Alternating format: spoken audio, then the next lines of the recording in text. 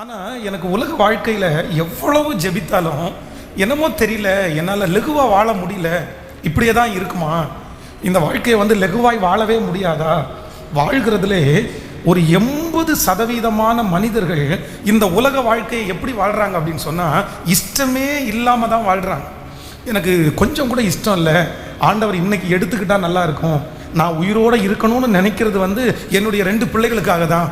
என்னுடைய பிள்ளைகள் சின்ன வயதில் இருக்கிறாங்களே, அவங்க நான் இறந்துட்டேன்னா ஒன்றும் இல்லாமல் போவாங்களே, அதுக்காக தான் வாழ்கிறேன். மற்றபடி இந்த உலக வாழ்க்கையில் வாழ்கிறதற்கு எனக்கு கொஞ்சம் கூட விருப்பமே இல்லை. நான் உயிரோடு இருக்கிறதுக்கு நான் செத்து போனால் நல்லா இருக்கும். ஏன் நான் இப்படி வாழ்கிறேன்? எனக்கு மட்டும்தான் இப்படி வாழ்க்கையா? என்னுடைய வாழ்க்கையிலே நான் இப்படி இருக்கிறதுக்கு காரணம் என்னுடைய குடும்பமா?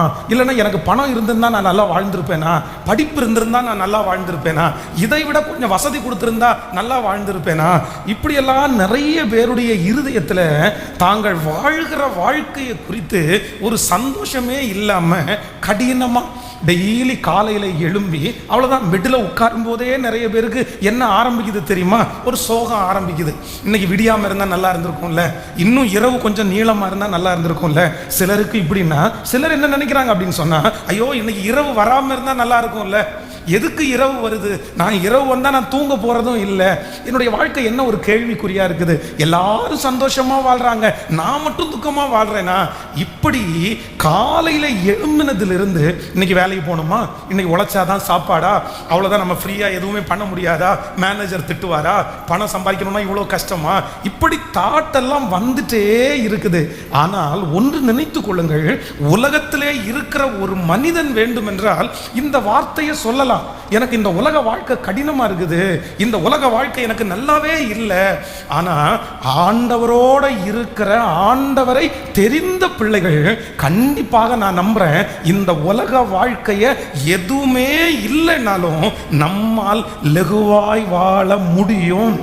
ஆமேன்னு சொல்லுங்கள். பக்கத்தில் இருக்கிற கையை பிடிச்சு சொல்லுங்க, இந்த உலக வாழ்க்கையை நீங்க கடினமா வாழ வேண்டாம், நிச்சயமாய் நீங்கள் லெகுவாய் வாழ முடியும்.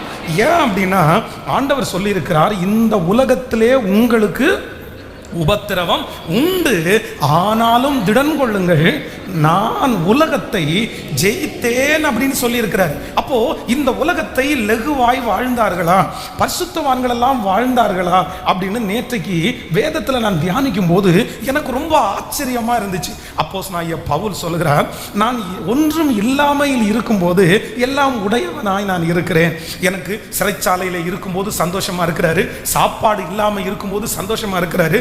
அவர் ஒரு பெரிய லிஸ்ட்டை சொல்றாரு. நான் கப்பலில் அடிபட்டேன், நான் முழுக்க கடல்ல நான் இருந்தேன், இப்படியெல்லாம் எனக்கு போராட்டம் வந்துருச்சு, ஆனாலும் என்னை பலப்படுத்துகிற கிறிஸ்துவினாலே எல்லாவற்றையும் செய்ய எனக்கு பலன் உண்டு. கர்த்தருடைய பிள்ளைகளே, அவ்வளவு நெருக்கத்தின் மத்தியிலையும் அவ்வளவு பாடுகள் மத்தியிலையும் பரிசுத்தவான்கள் அவர்களுடைய வாழ்க்கையை கடினமாய் அல்ல, எப்படி வாழ்ந்திருக்கிறாங்க அப்படின்னு சொன்னா ரொம்ப லெகுவாவே வாழ்ந்திருக்கிறாங்க. அவ்வளவுதான், கத்தியை கொண்டு கழுத்துல வைக்கிறாங்க, இயேசுவை மறுதலி, இல்லைன்னா நான் உங்க வெட்டிடுவேன், உன்னை கொன்றுவேன், நீ இப்படி பண்ணக்கூடாது.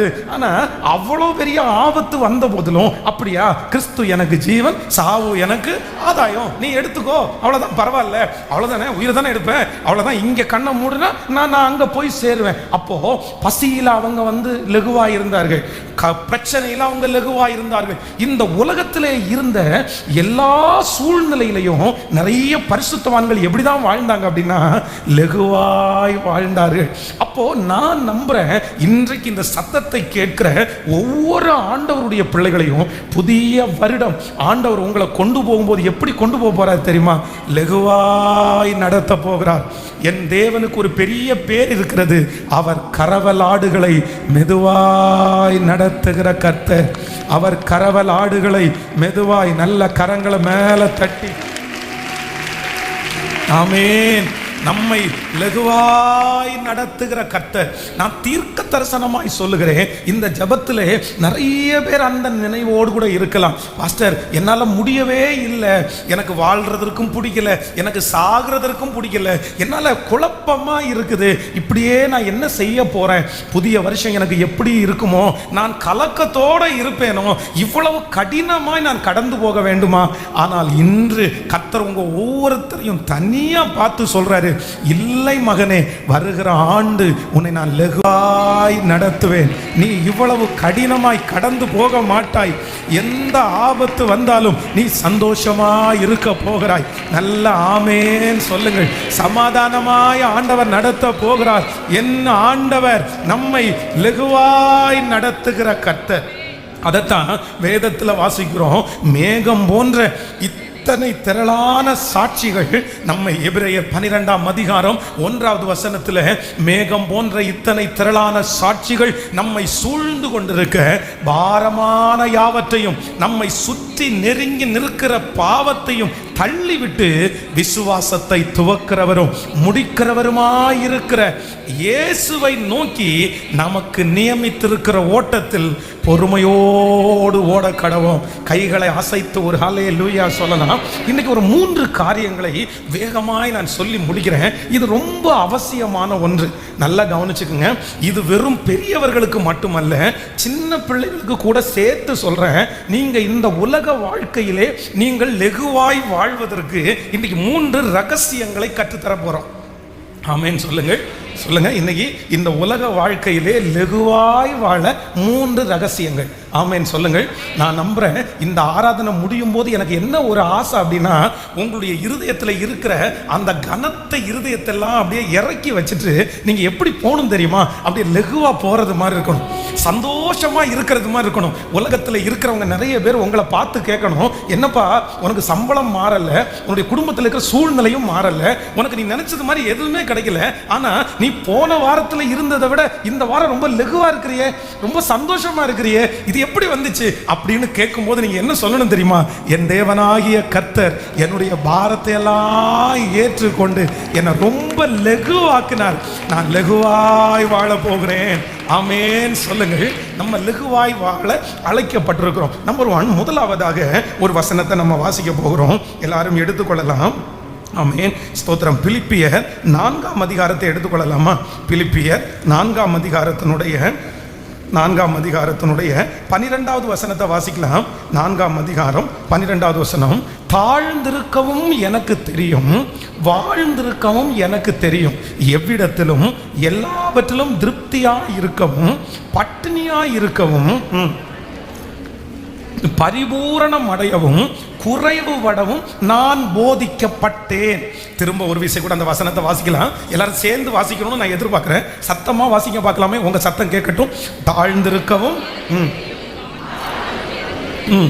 எவ்விடத்திலும் எல்லாவற்றிலும் திருப்தியாய் இருக்கவும் பட்டினியாய் இருக்கவும் பரிபூரணம் அடையவும் குறைவுபடவும் போதிக்கப்பட்டேன். ஆமென் சொல்லுங்கள்.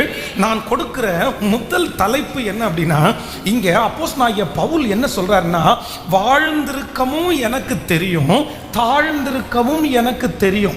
அப்படின்னா நம்ம நிறைய பேர் இன்றைக்கு நம்முடைய வாழ்க்கையை லகுவாய் வாழ முடியாததற்கு என்ன காரணம் அப்படின்னு சொன்னா, எனக்கு வாழ்ந்திருக்கிறதுக்கு தெரியும் அப்படின்னா, மேடையில் நிற்க வச்சு 10 பேர் என்னை கை தட்டி சந்தோஷப்படுத்தும் போது நான் என் வாழ்க்கையை குறித்து என்ன நினைக்கிறேன் தெரியுமா? ஐயோ, நான் ரொம்ப சந்தோஷம், நான் ரொம்ப நல்ல வாழ்க்கையை நான் வாழ்றேன், கடவுள் என்ன ரொம்ப நல்லா வச்சிருக்கிறாரு, இப்படி ஒரு வாழ்க்கை எனக்கு அமைஞ்சிருக்கு. ஆனா அதே நேரத்தில் 10 பேருக்கு முன்பாக வச்சு நம்மை கை நீட்டி, நீ கெட்டவன், நீ மோசமானவன், நீ சொன்ன வார்த்தைக்கு செவி கொடுக்கல அப்படின்னு சொல்லும் போது நான் வாழ்ற வாழ்க்கை வீணு, நான் ஏன் பிறந்தேன் அப்படின்னு நம்ம நிறைய பேர் நினைக்கிறோம். ஆனா அப்போஸ்தலனாகிய பவுல் மூலமாய் ஆண்டவர் ரொம்ப தெளிவா சொல்றாரு, நீங்க இந்த உலக வாழ்க்கையை லகுவாய் வாழ்வதற்கு உங்களுக்குள்ள ஒரு அபிஷேகம் வேணும். என்ன அபிஷேகம் வேணும்னா, எனக்கு எல்லாவற்றையும் ஏற்றுக்கொள்ளுகிற மனப்பான்மையை கர்த்தர் எனக்கு தரணும். ஆமேன் சொல்லுங்கள். கைகளை உயர்த்தி எல்லாரும் ஆண்டவரத்துல சொல்லுங்க, ஆண்டவரே எனக்கு ஒண்ணு கொடுங்க ஆண்டவரே, இந்த உலகத்துல சந்தோஷமாய் வாழ. சொல்லுங்க, ஆண்டவரே இந்த உலக வாழ்க்கையை நான் கடினமாய் வாழாம நான் மகிழ்ச்சியாய் வாழ. சொல்லுங்க, ஆமேன் ஸ்தோத்திரம். எல்லாரும் சொல்லுங்க, ஆண்டவரே நெருக்கமாய் வாழாமல் லெகுவாய் வாழ எனக்கு ஏற்றுக்கொள்ளக்கூடிய ஒரு மன பக்குவத்தை எனக்கு தாங்க ஆண்டவரே. ஆமென். நல்லா கவனிச்சுங்க ஆண்டவருடைய பிள்ளைகளே, எந்த சூழ்நிலையாய் வேண்டும் என்றாலும் இருக்கலாம். அது வியாதியா இருக்கலாம், அது அவமானமா இருக்கலாம், ஒருவேளை நம்முடைய குடும்பத்தில் எழும்புகிற பிரச்சனையா இருக்கலாம், நம்பிக்கை துரோகங்களா இருக்கலாம். ஆனா ஒரு தேவனுடைய பிள்ளைக்கு மனசளவில் எல்லாவற்றையும் ஏற்றுக்கொள்ற ஒரு மனப்பான்மை இருக்குமானால் நான் நம்புறேன் இந்த உலக வாழ்க்கை நீங்க எப்படி வாழ்வீங்க தெரியுமா? கடினமாய் அல்ல, லெகுவாய் வாழ்வீர்கள். ஆமென். ஒரு 2 பேரை குறித்து உங்களோடு சொல்லி, இல்லை ஏற்றுக்கொள்றது அப்படின்றது சாதாரணம் இல்லை. ஆனால் எப்படி இருந்ததையெல்லாம் பரிசுத்தவான்கள் ஏற்றுக்கொண்டிருக்கிறார்கள். நீங்கள் ஆதியாகமம் 29ஆம் அதிகாரத்தை எடுத்துக்கொள்ளுங்கள். ஆதியாகமம் 29ஆம் அதிகாரத்தினுடைய 17வது வசனத்தை வாசிக்கலாமா? 29ஆம் அதிகாரம் 17வது வசனம். லேயாளுடைய கண்கள் கூச்ச பார்வையாய் இருந்தது, ராகேலோ ரூபவதியும் பார்வைக்கு அழகுள்ளவளுமாய் இருந்தாள். யாக்கோபு ராகேலின் பேரில் பிரியப்பட்டு உம்முடைய இளைய குமாரத்திக்காக ராகேலுக்காக உம்மிடத்தில் 7 வருஷம் வேலை செய்கிறேன் என்றான். அதற்கு லாபன், நான் அவளை அந்நிய புருஷனுக்கு கொடுக்கிறதை பார்க்கலும் உனக்கு கொடுக்கிறது உத்தமம், என்னிடத்தில் தரித்திரு என்றான். நல்லா கவனிங்க ஆண்டவருடைய பிள்ளைகளே, இங்க என்ன நடக்குது அப்படின்னு சொன்னா, யாக்கோபு தன்னுடைய மாமனார் வீட்டுக்கு பல வருடங்கள் ஆயிருச்சு. இப்போ இந்த மாமனாருக்கு லாபானுக்கு 2 பிள்ளைகள், ஒன்று ராகேல், இன்னொன்று லேயாள். ஆனா ராகேல் சின்ன பொண்ணு, ஆனா எப்படி இருப்பாங்களாமா? ரொம்ப பார்வைக்கு அழகாய் ரொம்ப நல்லா இருப்பாங்க. ஆனா இவங்க எப்படி இருந்தாங்களாமா? மூத்த பொண்ணு வேதம் சொல்லுது கூச்ச பார்வை அப்படின்னு. ஸோ அது எப்படின்னு நமக்கு அதை சொல்ல தெரியல. ஆனா ஆக மொத்தத்தில் என்ன அப்படின்னு சொன்னா, விரும்புகிற ஒரு தோற்றம் இல்லாதது மூத்த பொண்ணு. அப்போ தன்னுடைய மாமனாரிடத்துல போய் சொல்றாரு, எனக்கு உங்களுடைய 2வது பொண்ணை பிடிச்சிருக்குது. அதுவும் பொண்ணுன்னு மட்டும் சொல்லாம பேர் சொல்லி சொல்றாரு, இந்த மாதிரி உங்களுடைய சின்ன பொண்ணை எனக்கு பிடிச்சிருச்சு, நான் அவளை கல்யாணம் பண்றதுக்கு விரும்புறேன். ஆனா நான் சும்மா கல்யாணம் பண்ணாம 7 வருடம் உமக்கு நான் என்ன பண்றேன்? வேலை செய்யறேன். எனக்கு அந்த பிள்ளைய திருமணம் பண்ணி கொடுங்க. உடனே அந்த லாபான் சொல்றாரு, எப்பா நான் அந்நிய புருஷனுக்கு என் பிள்ளைய கல்யாணம் பண்ணி கொடுக்கறத விட என்னுடைய சொந்தத்தில் இருக்கிற என் சகோதரியனுடைய பையனுக்கு என் பொண்ணை கொடுக்க வேண்டாம் நான் சொல்லுவேன். நீ தாராளமா 7 வருஷம் செய், நான் கொடுக்குறேன் அப்படின்னு சொல்றேன். அப்போ 7 வருஷம் முடிஞ்சிருச்சு. அந்த திருமண நாள் வருகிறது. கோலாகோலமாய் திருமணம் நடக்கிறது.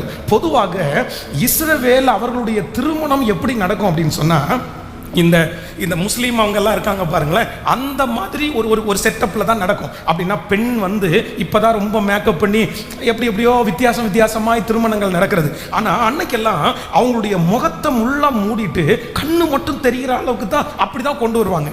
அதுவும் ராத்திரி நடக்குது. திருமணம் இப்போ நடந்து முடிஞ்சிருச்சு. தனக்கு அந்த பிள்ளைய கொண்டு போய் தன்னுடைய ரூம்ல விட்டாச்சு. அடுத்த நாள் காலையில, அப்போ நைட்டு முழுக்க அந்த பிள்ளையினுடைய சத்தத்தை அவர் கேட்கலையோ, இல்லை இதுக்கு முன்னாடி அந்த பிள்ளைகளிடத்துல பேசி பழக்கம் இல்லையோ என்னமோ தெரியல, காலையில எழும்பி பார்க்கும்போது யாக்கோபுக்கு ஒரு பெரிய ஏமாற்றம். என்ன ஏமாற்றம் காத்திருக்குதுன்னா, 7 வருஷமா ஒரு பெண்ணுக்காக கற்பனை பண்ணிட்டு இருக்கிறாரு. அது நீங்க சும்மா நம்ம கேட்கறதுக்கு சும்மா வித்தியாசமா சரி என்ன 7 வருஷம் அப்படின்னு தோணும். இல்லை, தான் விரும்பின ஒரு பெண்ணுக்காக 7 வருஷம் காத்திருக்கிறது அப்படின்றது அவ்வளவு சுலபமானது அல்ல. கல்யாணத்துக்கு பொண்ணை பார்த்துட்டு ஒரு 3 மாசம் மனசுக்குள்ள அந்த பொண்ணை குறித்து பையனை குறித்து அந்த கற்பனையை வளர்த்துனா அதை அழிக்கவே முடியறதில்ல. நிறைய பேரை நான் பார்த்துருக்கிறேன், திருமணத்துக்காக போய் பொண்ணு பார்ப்பாங்க, பார்த்துட்டு அதுக்கப்புறம் வேண்டான்னு டிசைட் பண்ணுவாங்க. ஆனால் இவங்க 2 பேராலையும் பிரியவே முடியாது. இல்லை எனக்கு அவரே போதும், எனக்கு அந்த பொண்ணே போதும். அப்போ 7 வருஷம் காத்திருந்தான். இப்போ ஒரு பெரிய ஏமாற்றம். உண்மையிலேயே ஒரு சாதாரணமான உலகத்து மனுஷனா இருந்தா என்ன சொல்லியிருப்பாங்க தெரியுமா? கையோட அந்த பொண்ணை கூட்டிட்டு போய் அவங்க அப்பாட்ட விட்டுட்டு, இந்த பொண்ணு எனக்கு வேண்டாம், நீங்கள் எதுக்கு என்னை ஏமாத்துனீங்க? நான் இந்த பொண்ணை உங்கள்கிட்ட கேட்கவே இல்லைல்ல, நான் இந்த பொண்ணோட வாழ முடியாது, எனக்கு தேவையில்லை. ஆனால் தள்ளி விடுதலை ஆண்டவர் அருவருக்கிறார், தள்ளி விடக்கூடாது. இன்னொன்று, யாக்கோபுக்கு என்ன நினைக்கிறான் அப்படின்னு சொன்னா, அவங்க அப்பா என்ன சொல்றாருன்னா, எப்பா நான் உனக்கு இந்த பிள்ளைய கல்யாணம் பண்ணி கொடுக்கறதற்கு காரணம், மூத்தவா இருக்கும்போது இளையவளை என்ன பண்ண முடியாது, கல்யாணம் பண்ணி கொடுக்கக்கூடாது. ஒருவேளை மூத்தவா இருக்கும்போது இளையவளை கல்யாணம் பண்ணி கொடுத்துட்டோன்னா, இந்த மூத்த பொண்ணு அப்படியே நின்றுட்டாங்கன்னா, கல்யாணம் ஆகாத போயிடுச்சுன்னா, அப்போ நான் நம்புறேன் ஒரு மனசுல என்ன இறக்கணும் அப்படின்னு சொன்னா, கல்யாணம் ஆகாம இருந்தா கூட இன்னொருத்தர் கல்யாணம் பண்ணிடுவாங்க. ஆனா கல்யாணம் பண்ணிட்டு இந்த பிள்ளைய நான் தள்ளி விட்டுட்டேன் அப்படின்னு சொன்னா, இந்த பிள்ளைய யாருமே என்ன பண்ண முடியாது, கல்யாணம் பண்ண முடியாது. அந்த சூழ்நிலை 7 வருஷத்தினுடைய நம்பிக்கை துரோகம். அவ்வளவுதான். நம்மளே சிலர் இருப்பாங்கன்னா பைத்தியமாயிருவாங்க. தனக்கு பிடிக்காத ஒரு நபரோட வாழ்க்கை நடத்துவது அப்படின்றது அவ்வளவு சுலபமானது அல்ல. ஆனா இந்த வேதத்தின்படி ஒருவேளை உங்களுடைய மனைவியோ உங்களுடைய கணவனோ உங்களுக்கு தோற்றத்தின் அளவிலே ஒருவேளை உங்களுக்கு பிடிக்காம இருக்கலாம். ஆனா உண்மையான நீதிமான் யார் தெரியுமா? தன்னுடைய மனைவிய கணவனை வெறுக்காம ஏற்றுக்கொள்றாங்க பாருங்க, அவங்க தாங்க சரியான கணவன் மனைவி. இன்றைக்கு ஒரு தீர்மானம் எடுக்கணும். 7 வருஷத்தினுடைய நம்பிக்கை ஒரே நாளில் அற்று போனாலும் தேவனுடைய மனுஷன் ஒரே ஒரு தீர்மானம் எடுக்கிறாங்க. சரி, நான் என்ன பண்றேன்னா ஏற்றுக்கொள்ளுகிறேன். இன்றைக்கு இந்த ஜெபத்தில் இருக்கிற ஆண்டவருடைய பிள்ளைகளே, என்னால் இந்த இழப்பை ஏற்றுக்கொள்ளவே முடியாது, என்னால் இந்த நம்பிக்கை துரோகத்தை ஏற்றுக்கொள்ளவே முடியாது. யாராவது ஒருத்தர் இருக்கலாம், நீங்க இன்னைக்கு குழப்பத்தோட இருக்கிறதுக்கு காரணம், நீங்க இன்றைக்கு கஷ்டத்தோட வாழ்றதற்கு காரணம், நீங்க இன்னைக்கு சமாதானமே வாழ முடியாம உங்களுடைய வாழ்க்கையை கடினமாய் வாழ்றதற்கு ஒரு காரணம் இருக்கலாம். எனக்கு நம்பிக்கை துரோகம் பண்ணிட்டாங்க பாஸ்டர், என்னை ரொம்ப அவமானப்படுத்திட்டாங்க பாஸ்டர், எனக்கு நான் எப்படி நான் இது பண்ண முடியும், நான் பெரிய இழப்பா நான் இழந்துட்டேன் பாஸ்டர், என்னால ஏத்துக்கவே முடியல. ஆனா ஆண்டவர் இன்றைக்கு உங்களுடைய கரத்தை பிடித்து வாக்கு கொடுக்கிறார்.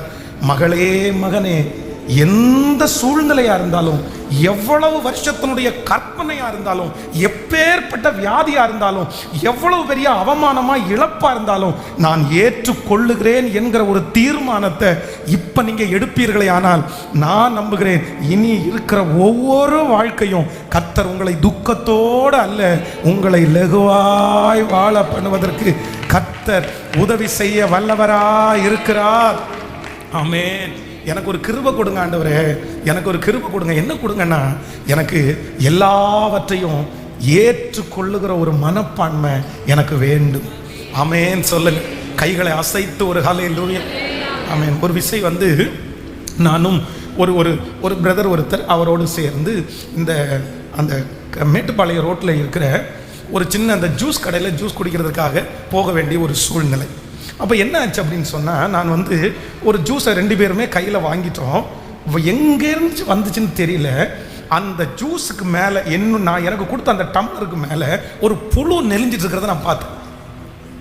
எனக்கு உடனே ஒரு மாதிரி ஆயிடுச்சு. அதை அப்படியே வச்சாச்சு, நான் வாயிலே வைக்கல. உடனே என்னுடைய பக்கத்தில் இருக்கிறவர் அந்த புழுவை பார்த்துட்டாரோ இல்லையோ, அவருக்கு ஒரு மேலே வாமிட்டிங் வர்றது மாதிரி வந்துருச்சு. வந்த உடனே அவர் என்னையா கடை நடத்துறீங்க அப்படின்னு காய்ச்சி மூச்சு கத்த ஆரம்பிச்சிட்டேன்.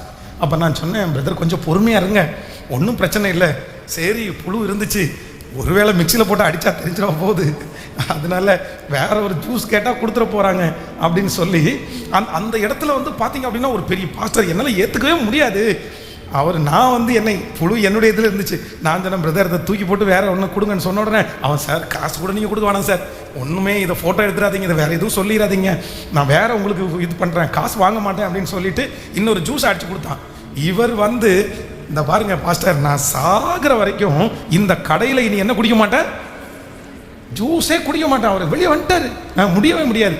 நானும் சொன்னேன், பிரதர் நீங்கள் இந்த ஜூஸ் குடிக்க வேண்டாம், நீங்கள் லெமன் தயவு செய்து வேணாம். ஐயோ, அவன் என்ன கலந்துருப்பானோ எனக்கு தெரியாது, அவன் என்ன போட்டிருப்பானோ எனக்கு தெரியாது. அவர் கடைசி வரைக்கும் தாகத்தோடே வந்தாரே தவிர என்ன குடிக்கல தெரியுமா, அவர் ஜூஸ் குடிக்கல. அப்ப என்ன அப்படின்னு சொன்னா, அந்த சூழ்நிலையை ஏற்றுக்கொள்வதற்கு மனசு அந்த மனுஷனுக்கு வராத உடனே அவருடைய வாழ்க்கை லகுவாய் அல்ல என்னவா மாறுது தெரியுமா, கடினமாய் மாறுது.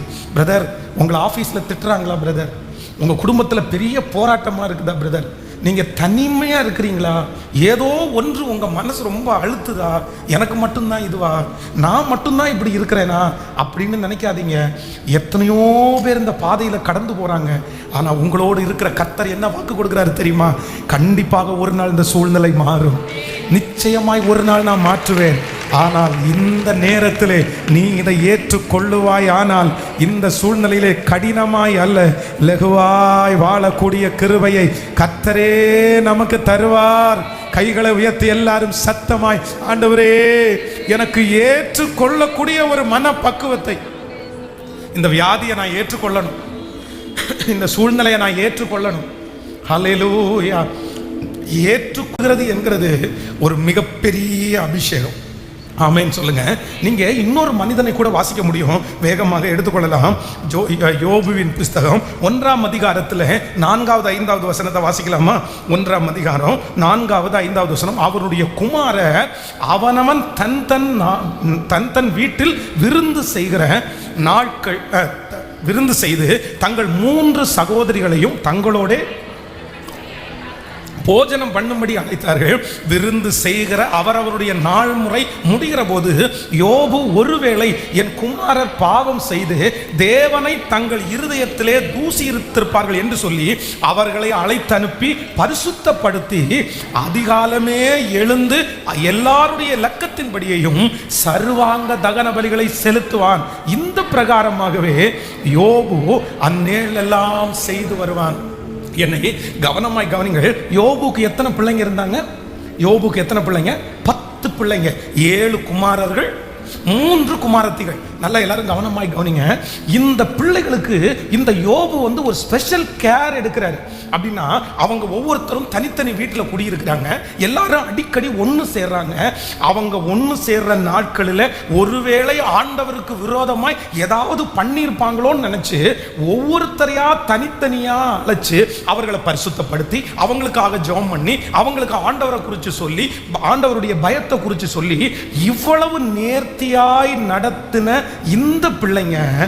ஒரு வசனத்தை வாசிக்கலாம், 18ஆம் வசனத்தையும் 19வது வசனத்தையும். 1ஆம் அதிகாரம் யோபு 1ஆம் அதிகாரம் 18, 19 வாசிக்கும் போது, இவன் இப்படி பேசி கொண்டிருக்கையில் வேறொருவன் வந்து, உம்முடைய குமாரரும் உம்முடைய குமாரத்திகளும் தங்கள் மூத்த சகோதரன் வீட்டிலே புசித்து திராட்சரசம் குடிக்கிற போது வனாந்திர வழியாய் பெரும் காற்று வந்து அந்த வீட்டின் 4 மூலையிலும் அது பிள்ளைகள் மேல் விழுந்ததினால் அவர்கள் இறந்து போனார்கள். நான் ஒருவன் மாத்திரம் தப்பி அதை உமக்கு அறிவிக்கும்படி வந்தேன்.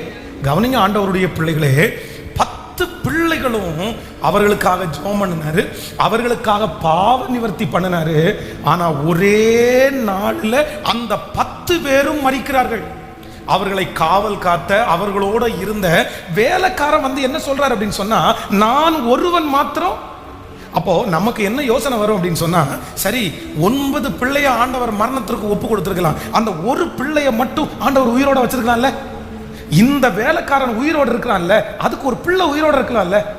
இதை சொல்ல வர்றதுக்கு ஒருத்தனுக்கு ஆண்டவர் உயிரை கொடுக்க முடியும்னா, என் பிள்ளைகள ஒருத்தனை காப்பாற்ற முடியாது, அவன் அந்த நேரத்தில் வெளியே போக வைக்க முடியாது. 10 பிள்ளைகளை, நம்முடைய பிள்ளைகளை இழப்பது அப்படின்றது அது சாதாரணமான வலி இல்லை, ரொம்ப கொடுமையான ஒரு வலி. அப்படி நம்முடைய பாருங்க, சிலர் யாராவது ஒருத்தர் திட்டாங்கன்னு வைங்களேன், நம்மளை ஏதாவது ஒன்று சொல்லிட்டாங்கன்னு வைங்களேன், நமக்கு ரொம்ப யாருக்கு கோபம் வரும் தெரியுமா? நம்முடைய பிள்ளைகளுக்கு ரொம்ப கோபம் வந்துடும். எப்படி எங்கள் அப்பாவை சொல்லலாம், எப்படி எங்கள் அம்மாவை சொல்லலாம்? நம்ம உண்மையான ஒரு நல்ல தகப்பன் மேலே தாய் மேலே பிள்ளைகள் ரொம்ப பாசமாக இருப்பாங்க. நம்முடைய பிள்ளைகளை நம்ம இழந்துட முடியாது. ஆனால் 10 பிள்ளைகளையும் ஒரே நாளிலே இழந்த அந்த மனுஷன் என்ன சொல்றாரு தெரியுமா? நிர்வாணியாய் என் தாயின் கற்பத்திலிருந்து பிறந்தேன், நிர்வாணியாய் அவ்விடத்திற்கு திரும்புவேன். கர்த்தர் கொடுத்தார், கர்த்தர் எடுத்தார், கர்த்தருடைய நாமத்திற்கு ஸ்தோத்திரம். இவை எல்லாவற்றிலையும் யோபு தன் உதடுகளினால் பாவம் செய்யவே இல்லை. நான் முன்பாக போனால் அவர் இல்லை, நான் பின்பாக கிரியை செய்து அவரை காணேன். நான் போகும் வழியை அவர் அறிவார், அவர் என்னை சோதித்த பிறகு பொன்னாக விளங்குவேன். ஆமென் சொல்லுங்க. கையை உயர்த்தி எல்லாரும் சொல்லுங்க, ஆண்டவரே எந்த சூழ்நிலை வந்தாலும், எவ்வளோ பெரிய இழப்பு வந்தாலும் எனக்கு ஏற்றுக்கொள்ளக்கூடிய ஒரு மனப்பக்குவம். பிரதர், ஆண்டவர் சொல்றாரு, நீ லகுவாய் வாழ முடியும் மகளே, ஒன்றும் இல்லை, இதை ஏற்றுக்கொள். மகனே, நீ லகுவாய் வாழ முடியும், ஒன்றும் இல்லை, இதை ஏற்றுக்கொள். கர்த்தர் அனுமதித்திருக்கிறார். சீக்கிரமாக இந்த பாடுகள் மாறி போகும், சீக்கிரமாக இந்த சூழ்நிலை மாறும். ஆண்டவரே, இதை ஏற்றுக்கொள்ளக்கூடிய சத்தத்தை உயர்த்தி ஜெபிக்க ஜெபிக்க ஆண்டவர் உங்களுடைய வாழ்க்கையை லகுவாய் மாற்றுகிறார். ஏற்றுக்கொள்ளக்கூடிய ஒரு மனப்பக்குவம். ஆமென் சொல்லுங்க. இந்த ஒரு தீர்மானம் எடுக்க போறோம். எந்த சூழ்நிலை வந்தாலும் நான் என்ன பண்ணுவேன் அப்படின்னு சொன்னா, ஏற்றுக்கொள்வேன். சரி பரவாயில்ல, சரி பரவாயில்ல, இப்படி சொல்லி பாருங்க. உங்களுக்கு அந்த நாள் முழுக்க எப்படி இருக்கும் தெரியுமா? கடினமாய் அல்ல, லகுவாகவே. ஆமோதிக்கிறீங்களா? பக்கத்தில் கையை பிடிச்சு சொல்லுங்க, நீங்க மட்டும் ஏற்றுக்கொள்ளுகிற மனப்பான்மையோடு இருந்தால் உங்களுடைய கடினமான வாழ்க்கை லகுவாய் மாறும். ஆமென். நம்பர் 2, இரண்டாவதாக ஒரு வசனத்தை நம்ம வாசிக்க போகிறோம். வாசிக்கலாமா? ஆதியாகமம் 50ஆம் அதிகாரத்தை எடுத்துக்கொள்ளலாம். ஆதியாகமம் 50ஆம் அதிகாரம் 17வது வசனத்தையும் 20வது வசனத்தையும் வாசிக்க போகிறோம்.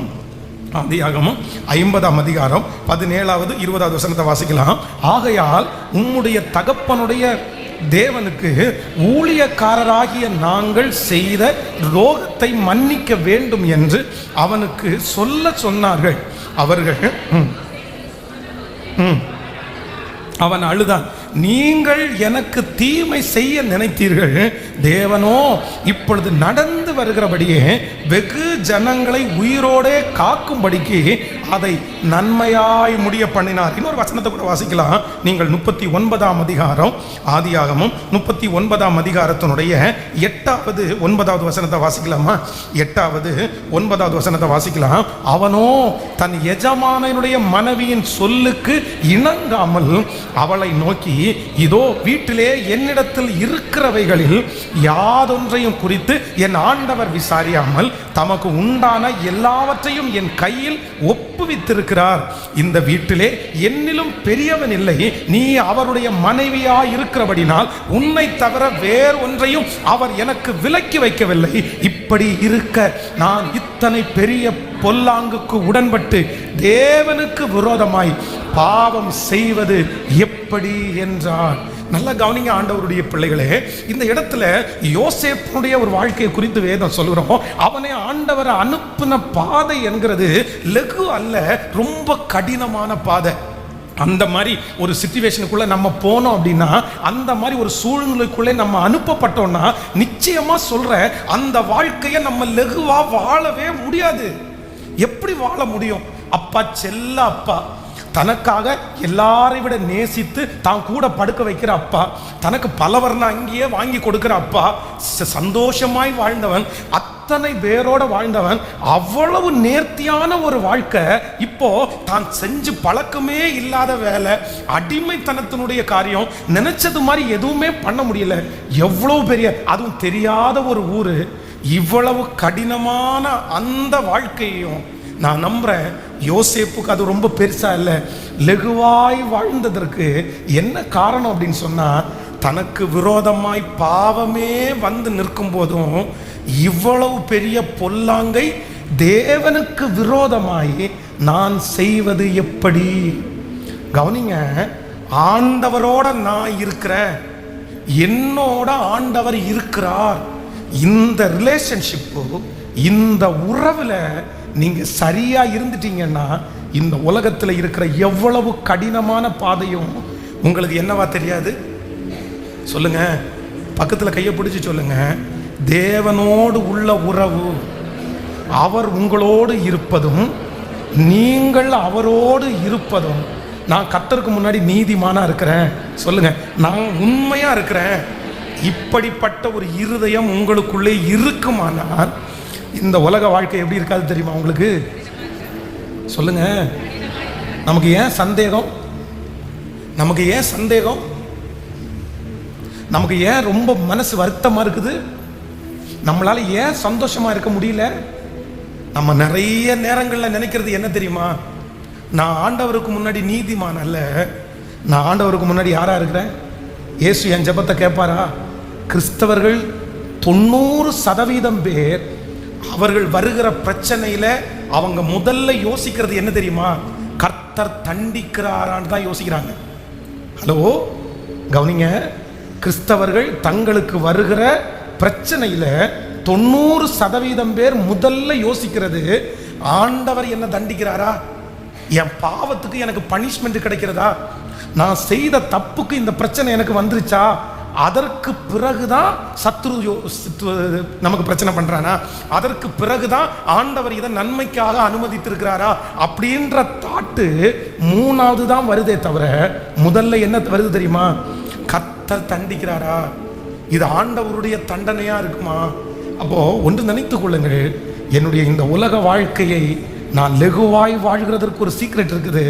என் ஆண்டவருக்கு முன்னாடி நான் உத்தமமா நடந்தா எதை குறிச்சும் நான் பயப்பட மாட்டேன், எதை குறிச்சும் நான் கலங்க மாட்டேன். இந்த உலக வாழ்க்கை எனக்கு கடினமாய் அல்ல.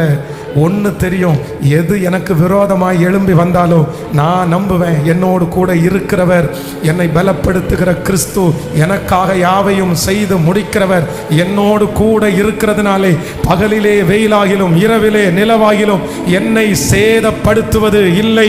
கரங்களை மேல தட்டி கர்த்தரிடத்தில் கேட்கலாம், ஆண்டவரே உமக்கு முன்பாய் நீதியாய் வாழ, உங்களோடு உள்ள உறவுல சரியா இருக்க, நான் ஆண்டவரோட நடக்கிற, கர்த்தர் என் கூட இருக்கிறார் என்கிற அந்த ஒரு தைரியம் போதும். இந்த உலக வாழ்க்கையில நம்ம எப்படி வாழ்ந்துடலாம் தெரியுமா? சந்தோஷமா வாழ்ந்துடலாம். கைகளை அசைத்து ஒரு ஹல்லேலூயா சொல்லலாம். நம்புறீங்களா? எத்தனை பேர் விசுவாசிக்கிறீங்க? கவனிங்க, இந்த வேதத்துல தானியேலை குறித்து வேதம் சொல்லுது, சிங்க கெபியில உன்னை போற்றுவோன்னு சொன்ன உடனே சுற்றி இருக்கிற அவனுடைய நண்பர்கள் எல்லாம் என்ன நினைக்கிறாங்க அப்படின்னு சொன்னா, அவ்வளவுதான், இந்த வார்த்தையை கேட்டு அடுத்து ஜபத்தை நிறுத்திட்டு நம்ம காலில் வந்து விழுந்துருவான்னு நினைச்சாங்க. ஆனா தானியேல் என்ன பண்ணாராமா? முன்பு ஜெபித்து வந்தபடியே. நீங்க ஒரு வசனத்தை வாசிங்க, தானியேல் 6ஆம் அதிகாரம் 22வது வசனத்தை வாசிக்கலாமா? தானியேல் 6ஆம் அதிகாரம் 22வது வசனம், சிங்கங்கள் என்னை சேதப்படுத்தாதபடிக்கு தேவன் தம்முடைய தூதனை அனுப்பி அவைகளின் வாயை கட்டி போட்டார். அது என்னவென்றால், அவருக்கு முன்பாக நான் குற்றமற்றவனாய் காணப்பட்டேன், ராஜாவாகிய உமக்கு முன்பாகவும் நீதி கேடு செய்ததில்லை என்றான். ஆமேன் சொல்லுங்க. தானியேலே, நீ எப்படி இவ்வளவு தைரியமா இருக்கிற? நீங்க எப்படி இவ்வளவு சந்தோஷமா இருக்கிற?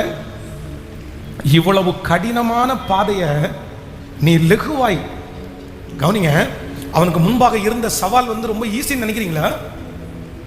அவ்வளவுதான், தூக்கி போட்டுட்டாங்கன்னா அந்த சிங்கங்கள் ஏற்கனவே பட்டினி கிடக்குது, ஏற்கனவே பட்டினி கிடக்குது.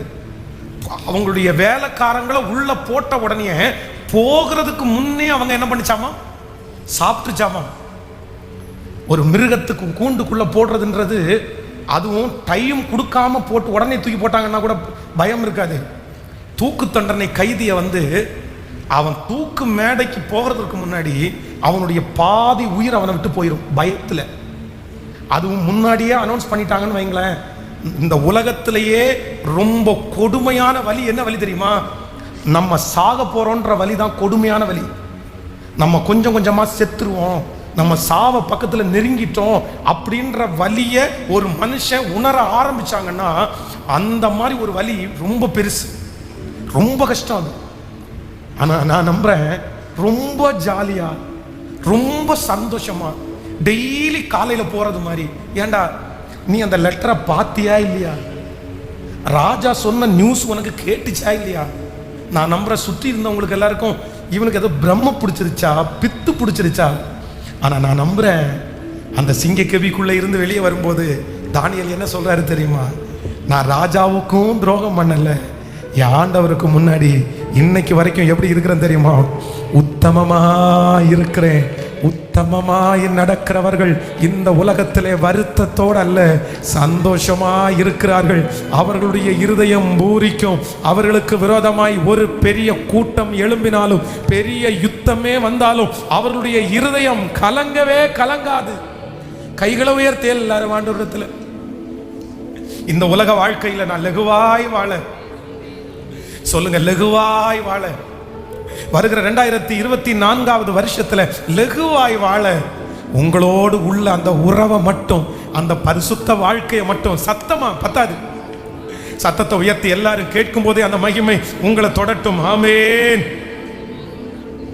ஸ்தோத்திரம், ஸ்தோத்திரம், ஸ்தோத்திரம். நம்புங்கப்பா என்ன ஆராதிப்பே. சத்தமா சொல்லுங்க, நம்புங்கப்பா என்ன ஆராதிப்பே. கையை எல்லாரும் மேல உயர்த்தி சொல்லுங்க பார்க்கலாம். உங்க பிள்ளைனா, உங்க பிள்ளைனா, சத்தமாய் உங்க பிள்ளைனா. முழு பலத்தோடு இன்னொரு விஷயம் கூட சொல்ல, உங்க பிள்ளை, உங்க பிள்ளைனா, உங்க பிள்ளைனா. அல்லேலூயா. நம்பர் 1, முதலாவதாக இந்த உலக வாழ்க்கையை லகுவா வாழ்றதற்கு எனக்கு முதல் ஒரு அபிஷேகம் தேவை. என்னன்னா, எல்லாவற்றையும் ஏற்றுக்கொள்ளுகிற அபிஷேகம். நம்பர் 2, இந்த உலக வாழ்க்கையை லகுவாய் வாழ எனக்கு இன்னொரு அபிஷேகம் தேவை. ஆண்டவர் என்னோடு இருக்கிறார், நான் அவரோடு இருக்கிறேன் என்கிற ஒரு பெரிய பரிசுத்த வாழ்க்கை. நம்பர் 3, மூன்றாவதாக வேகமாய் சொல்லி முடிக்கிறேன். நீங்கள் சங்கீதத்தில் 42ஆம் சங்கீதம் 5வது வசனத்தை வாசிக்கலாமா? 42ஆம் சங்கீதம், ஸ்தோத்திரம், 5வது வசனத்தை வாசிக்கலாம். என் ஆத்துமாவே, எல்லாரும் சேர்ந்து வாசிக்கலாம். என் ஆத்துமாவே நீ ஏன் கலங்குகிறாய், ஏன் எனக்குள் தியங்குகிறாய்? தேவனை நோக்கி காத்திரு, அவர் சமூகத்திலிருந்து ரட்சிப்பின் நிமித்தம் நான் இன்னும் அவரை துதிப்பேன். இன்னொரு வசனத்தை கூட வாசிக்கலாம். 1 சாமுவேல் 30ஆம் அதிகாரத்தினுடைய 6வது வசனத்தை வாசிக்கலாம். 1 சாமுவேல் 30ஆம் அதிகாரம் 6வது வசனம் எடுத்துக்கொள்ளலாமா? 1 சாமுவேல் 30. தாவீது மிகவும் நெருக்கப்பட்டான்.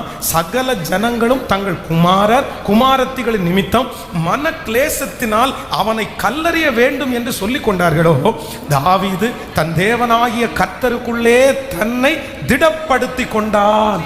ஆமென் சொல்லுங்கள். கைகளை அசைத்து ஒரு ஹல்லேலூயா. ஆண்டவருடைய பிள்ளைகளே, சங்கீதக்காரனாகிய தாவீதுக்குள்ள இங்க ஒரு அபிஷேகம் இருக்குது. என்ன அப்படின்னு சொன்னா, தன்னுடைய வாழ்க்கையிலே சகல நெருக்கத்தின் மத்தியிலையும் தாவீது தன் தேவனாகிய கர்த்தருக்குள் தன்னை திடப்படுத்தி கொண்டான். பக்கத்தில் இருக்கிற கையை பிடிச்சு சொல்லுங்க, தன்னை திடப்படுத்தி கொண்டான். சொல்லுங்க, தன்னை திடப்படுத்தி கொண்டான். இப்ப சொல்லுங்க, உங்களையே நீங்க உற்சாகப்படுத்துகிற, உங்களையே நீங்க மோட்டிவேட் பண்ற, உங்களையே நீங்க தட்டி கொடுக்கிற ஒரு அபிஷேகம் உங்களுக்கு உண்டாய் இருக்குமானால், நான் நம்புறேன் இந்த உலக வாழ்க்கையை கடினமாய் அல்ல, நீங்க சந்தோஷமாய் வாழ முடியும். இந்த உலகத்திலே நம்மை உந்தி தள்ளுகிற மிகப்பெரிய சக்தி கர்த்தர். 2வது, என்னை பலப்படுத்துகிற கிறிஸ்து எனக்குள்ளே இருக்கிறதுனால் நான் உற்சாகம் அடைவேன். ஆமென் சொல்லுங்க.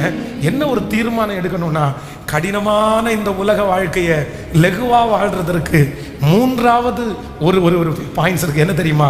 என்னையே நான் மோட்டிவேட் பண்ற ஒரு அபிஷேகம். பரவாயில்ல, அவங்க அப்படிதான் இருப்பாங்க, அவங்க மனுஷங்க தானே, அவங்க என்ன கடவுளா?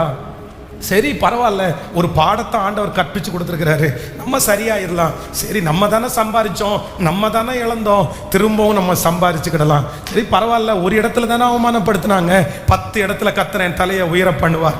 இப்படியே என்ன நானே உற்சாகப்படுத்துகிற ஒரு அபிஷேகத்தை வாங்கிட்டீங்கன்னா, நான் நம்புறேன் இவன் துக்கப்படுவான்னு நினைச்சு நம்மளை அவமானப்படுத்துவாங்க, நம்ம துக்கப்படவே மாட்டோம்.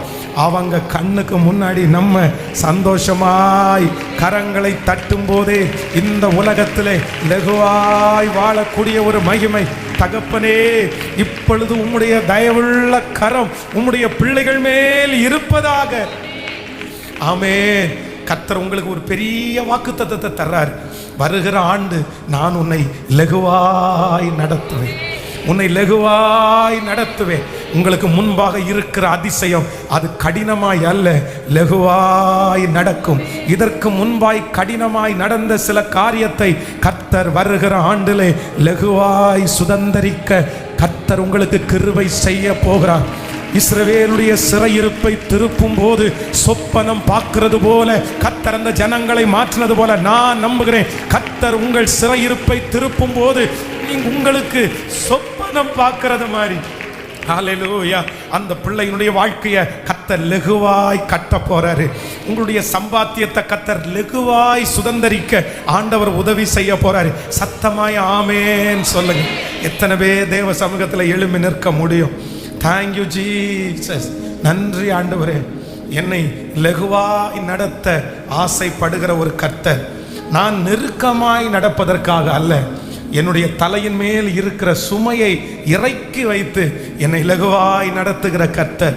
வருத்தப்பட்டு பாரம் சுமக்கிறவர்களே, நீங்கள் எல்லாரும் என்னிடத்தில் வாருங்கள், நான் உங்களுக்கு இளைப்பாறுதலை தரேன்.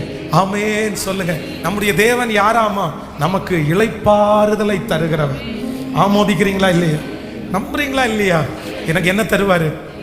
இளைப்பாறுதலை தருவார். ஹல்லேலூயா. எத்தனை சூழ்நிலை, எத்தனை பிரச்சனை, ஆனால் திரும்பி பார்க்கும்போது நான் நம்புறேன், ஆண்டவர் இந்த வருடம் முழுது என்னை எப்படி நடத்தி இருக்கிறாரு தெரியுமா? லெகுவாய் நடத்தி இருக்கிறார். ஹல்லேலூயா. ஒரு 15-18 வருடத்திற்கு முன்னாடி எவ்வளவு கடினமாய் நடந்த பாதை தெரியுமா? எவ்வளவு கடினமாய் நடந்த பாதை தெரியுமா? ஆனால் இன்னைக்கு பார்த்தீங்க அப்படின்னு சொன்னா லெகுவாய் நடத்துவதற்கு. ஆமேன் சொல்லுங்கள். மறந்துட மாட்டீங்களே, இந்த 3 காரியத்தை மறந்துடாதீங்க. நம்பர் 1, நீங்க லெகுவாய் வாழ்றதற்கு முதல் சீக்ரெட் என்ன சொல்லுங்க? எந்த சூழ்நிலையா இருந்தாலும் மனசளவில் நம்ம என்ன பண்ணிடணும்? கேட்கல, எதுவா வேணாலும் இருக்கணும், சரி ஓகே ஏற்றுக்கொள்றேன், பரவாயில்ல. நம்பர் 2, ரெண்டாவது, நீங்க ஆண்டவரோட நடக்கிறத ஸ்ட்ராங் பண்ணிடணும். நமக்கு நிறைய நேரத்தில் சந்தேகங்களும் நமக்கு மன வருத்தம் வர்றதே என்னன்னா, ஆண்டவர் நம்ம கூட இல்லையோன்றது தான். நம்ம கூட ஆண்டவர் இருக்கிறாருன்ற அந்த கான்ஃபிடன்ஸ் நமக்கு வந்துச்சுன்னா, நான் நம்புறேன் எவ்வளோ பிரச்சனை வந்தாலும் நீங்க உடனே என்ன சொல்லுவீங்கன்னா, கர்த்தர் பார்த்து கொள்ளுவார். அவ்வளோதான். நீங்க வந்து பெரிய எடுத்துக்க மாட்டீங்க. அது மூன்றாவது நம்ம என்ன பண்ணணும் அப்படின்னு சொன்னா, என்னையே உற்சாகப்படுத்துகிற ஒரு அபிஷேகம். ஆமென். என்னையே நான் என்ன பண்ணணும் அப்படின்னு சொன்னா, அவ்வளோ. அதை நான் சொன்னல, ஒரு 10-15 பாயிண்ட். அவங்க அவமானப்படுத்தும் போது கூட பரவாயில்லப்பா, மனுஷங்க அப்படிதான் பார்ப்பாங்க அப்படின்னு நீங்களே நினைச்சிட்டீங்க அப்படின்னா, நான் நம்புறேன் உங்களை யாரும் கடினமாய் நடத்தவே முடியாது. ஆமென் சொல்லுங்க பார்க்கலாம்.